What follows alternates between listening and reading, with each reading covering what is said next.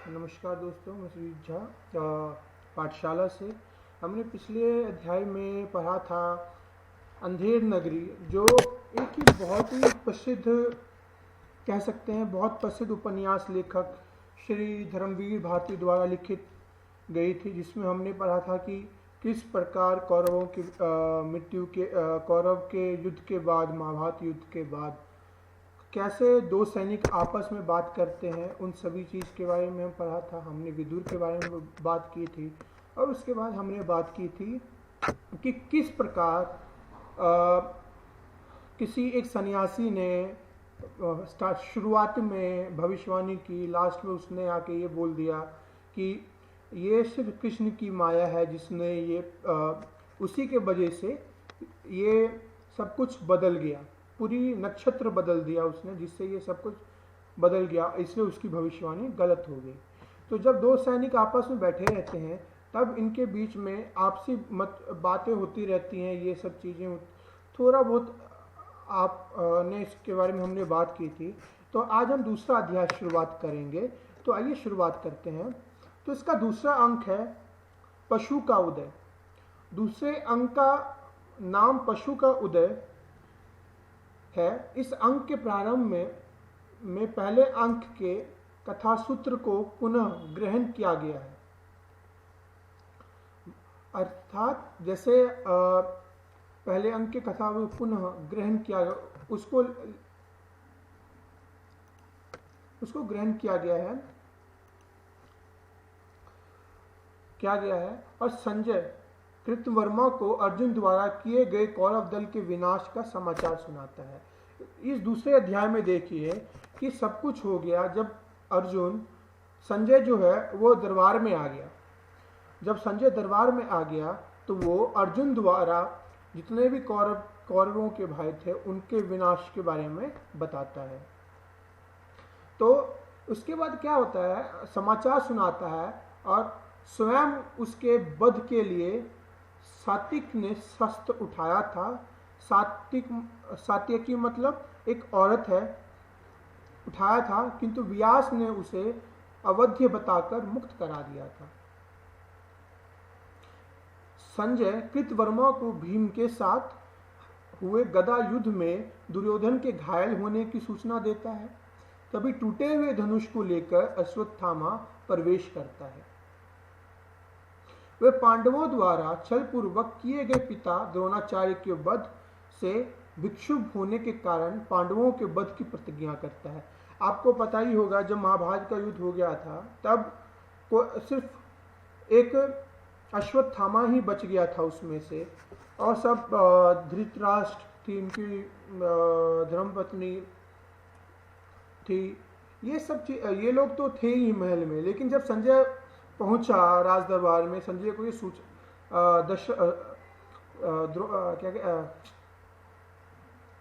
ये सूचना देने के लिए जब पहुंचा वहां पे धृतराष्ट्र को, तो वो सब कुछ बता रहा था। उसके बाद जब अश्वत्थामा अपने टूटे हुए धनुष के साथ राजमहल पहुंचा, तो अश्वत्थामा ने वहां पे प्रण लिया कि वो पांडवों के वध की प्रतिज्ञा कर लिया उसने। तभी वह वन मार्ग से आता हुआ संजय उसे दिखाई पड़ता है और वह उसके ऊपर गला दबोच लेता है। ये देखिए, जब उसने प्रतिज्ञा कर लिया तो क्या हुआ, जब संजय आ रहा था तो उसके ऊपर उसने हमला, कह सकते हैं हमला कर दिया और उसको दबोच लिया। तभी कृपाचार्य और कृतवर्मा लपट कर संजय को अश्वत्थामा से मुक्त कराते हैं। उसी समय अश्वत्थामा को कौरव नगरी से लौटाता हुआ भविष्यवक्ता याचक दिखाई पड़ता है, जिसका अश्वत्थामा तत्काल वध कर देता है। अब देखिए, ये भविष्य वर्मा वही है, ये भविष्यवक्ता वही है जिसने स्टार्टिंग में कौरव की विजय की बात की थी। उसके बाद जब सब महाभारत का युद्ध खत्म हो गया तो उस समय क्या हुआ कि यही भविष्यवाणी उनके पास गया, गांधार नरेश के पास। उनको बोलता है, धृतराष्ट्र को बोलता है कि महल में जाके कि कौरव की जय। तो फिर ये बोलता है कि मैंने तो भविष्यवाणी की थी कौरव जीतेगी, लेकिन उस कृष्ण की माया है। वही जिसको पुरस्कृत भी कर दिया गया था महारानी की तरफ से, वो जब अपने पुरस्कार लेके खुशी में जाता है तो अश्वत्थामा उसी के ऊपर झपटा मार के उसकी तत्काल वध कर देता है। अश्वत्थामा और कृतवर्मा सोने का आदेश देकर कृपाचार्य स्वयं पहरा देने लगते हैं। अंक के अंत में जो कथागन गायन है दिया है वो तीसरे अंक की ओर संकेत करता है। तो आइए तीसरा अंक पढ़ते हैं। अश्वत्थामा का अधसत्य। इस अंक के आरंभ में दिए गए कथा गायन में युद्ध के क्षेत्र से लौटते हुए कौरव सेना का उल्लेख किया गया है, जिसमें केवल बुरे घायल और बोने की शेष पर गए थे। हारी हुई घायल सेना के साथ आए हुए युधिष्ठिर कौन है? जिसने पांडवों का साथ दिया था, कौरव का भाई होते हुए भी, देखकर नगरवासी भयभीत हो उठे। अब देखिए भयभीत उठे क्योंकि उसने पांडवों का साथ दिया था। नगरवासी के लोगों ने ये भी उनको बंदी बनाने आया होते। युधिष्ठिर पांडव पक्ष की ओर से लड़ने के कारण आत्मग्लानि से ग्रस्त दिखाई पड़ता है। मतलब वो अंदर ही अंदर घुटन सा महसूस करता है।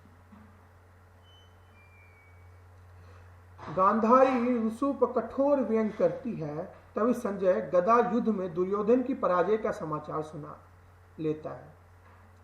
अश्वत्थामा कृपाचार्य को बताता है कि भीम ने गदा युद्ध में अधर्म पूर्वक दुर्योधन की जांघाओं पर प्रहार किया था, जो गदा युद्ध के नियम में विरुद्ध है।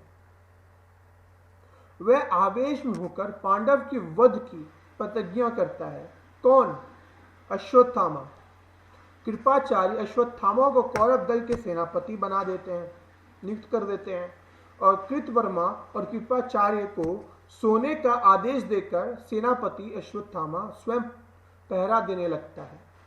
तभी रात्रि के सन्नाटे में उसे वक्ष एक उल्लू दिखाई पड़ता है, जो सोए हुए कौवे पर आक्रमण करता है तथा उसका वध करने नाचने लगता है। इस प्रसंग से प्रेरित होकर अश्वत्थामा पांडवों के वध की योजना मन में लेकर पांडवों के शिविर की ओर प्रस्थान करता है।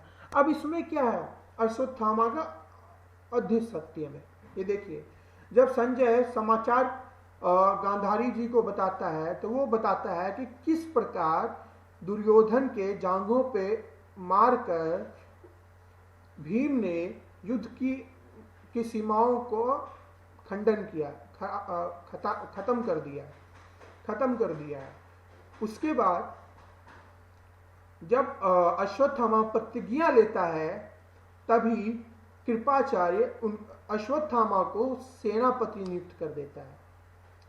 जब कृतवर्मा और कृपाचार्य जब सोने का आदेश देकर सेनापति अश्वत्थामा पहरा देने लगता है, तभी रात्रि को सन्नाटे में अश्वत्थामा को एक उल्लू जब कौवे के ऊपर वार करता है तो उस वध की योजना बनाता है और मन में लेकर पांडव शिविर की ओर प्रस्थान कर देता है।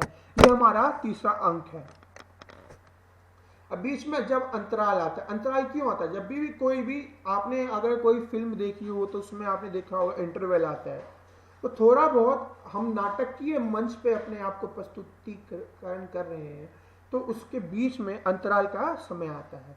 तो तीसरे अंक के बाद अंतराल है जिसका शीर्षक है पंख, पहिए और पटियां। यह अश्वत्थामा द्वारा मारे गए बद याचक को प्रेतात्मक प्रवेश कराती है और युधिष्ठिर, संजय, विदुर आदि पात्र और प्रेतात्मा के पीछे खड़े होकर अपनी अपनी आंतरिक असंगति से उत्पन्न पीड़ा को व्यक्त करने लगते हैं और पांडव शिविर के द्वारा एक विशालकाय दानव पुरुष के रूप में महादेव शिव अश्वत्थामा को शिविर में प्रवेश करने से रोकते दिखाई पड़ते हैं। अब चौथा अंक की बात करते हैं। वहां पे हमने देखा सेनापति नियुक्त कर दिया गया अश्वत्थामा को।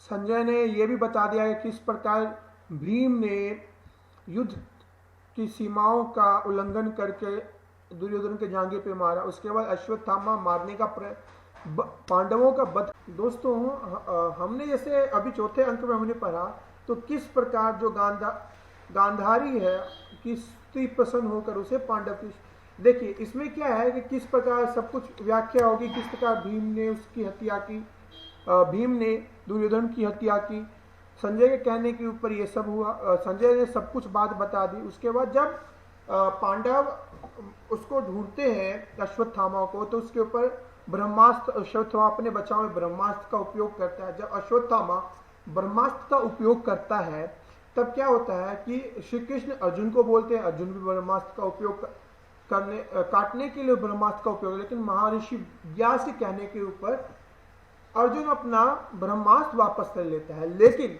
अश्वत्थामा का ब्रह्मास्त्र लगता है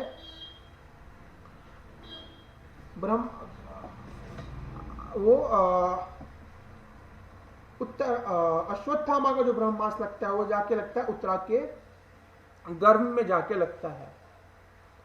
और उसके बाद अश्वत्थामा को श्राप देते हैं श्री कृष्ण, अश्वत्थामा को श्राप देते हैं श्री कृष्ण। जब अश्वत्थामा को श्राप दे देते हैं मतलब उसके घावों से, उसको शरीर से उसका पूरा शरीर दुर्गम दशा होगा। उसके बाद क्या होता है कि गांधारी जो है, हाँ गांधारी जो है वो श्री कृष्ण को श्राप देती हैं। उसके बाद हम जब पांचवा अंक विजय क्रमिक हत्या पढ़ते हैं तो इसमें क्या होता है कि विजय के एक उसकी हत्या हो जाती है। सब धृतराष्ट्र और गांधारी, कुंती अपने आप को एक दिव्य अग्नि में अपने आप को डाल देते हैं, अपने आप को नष्ट करवा लेते हैं। अब इसमें श्री कृष्ण की मृत्यु के बारे में पता लगा है कि जब जरा नामक एक आदमी जब एक जानवर को देख के उसको तीर चलाता है, लेकिन वो तीर सीधा जाके श्री कृष्ण के पांव पे लगता है, एक घाव इससे खून निकलता है। जब उनके पांव से खून निकलता है तो अश्वत्थामा उसको देखकर बहुत ही खुश होता है, क्योंकि उसको ऐसा देख के लगता है कि उसकी सारे पीड़ाओं के ऊपर एक मलहम सा लग गया है। और इसके बाद ये धीरे धीरे लास्ट में जब निष्कर्ष निकलता है तो संजय आत्मघाती जुत्सु में विगलित हो रहता है तथा उसका दूसरा अंश मानव मन के मंगलकारी व्रत में निवास करने, जो ध्वंसों का न्यूनतम निर्माण करना, न्यूनतम सजन, निर्भय साहस और मर्यादा युक्त आचरण में प्रभु बार बार जीवित हो उठते हैं। ये सब गुण है कि श्री कृष्ण की मृत्यु के बाद इन सब गुण का निर्माण द्वारा पृथ्वी के ऊपर हुआ। तो दोस्तों हमने आज अपनी अंधेर नगरी, जो हमारे लेखक धर्मवीर भारती द्वारा लिखित उपन्यास या नाटक कह सकते हैं, नाटक ही है, जिसको इन्होंने बहुत ही अच्छे से उस काल को अपने शब्दों में वर्णन किया है। हमने अपने इस वीडियो हमने इस पाठ में ये पढ़ा कि महाभारत काल के बाद कैसे कैसे योग आए, संयोग आए, जिसमें बहुत कुछ उसके बाद घटित हुआ। गांधारी का श्राप देना, श्री कृष्ण को अश्वत्थामा का प्रण लेना, पांडवों के पुत्र के ऊपर हत्या करना, उसके बाद ब्रह्मास्त्र का प्रयोग करना, उत्तरा के पुत्र को अश्वत्थामा का ब्रह्मास्त्र लग जाना, उसके बाद श्री कृष्ण अर्जुन को आश्वासन देते हैं कि उसके पुत्र को जीवित कर देंगे। उसके बाद किस प्रकार द्रौपदी, गांधारी, उसके बाद और पांडवी, ये सब धृतराष्ट्र, ये सब अपने आप को दिव्य अग्नि में अपने आप को समर्पित कर देते हैं। उसके बाद इन सभी चीजों को देखते हुए उसके बाद ये सब कुछ हो गया, और अब हम अपना अगला पाठ शुरुआत करेंगे, जो उपन्यास की एक उपन्यास को लिखने की कला, या उपन्यास को किस प्रकार लिखा जा सकता है, या हम उपन्यास को, या हम सामाजिक विज्ञान विषय के ऊपर भी बात करेंगे। तो आज के लिए इतना ही, धन्यवाद।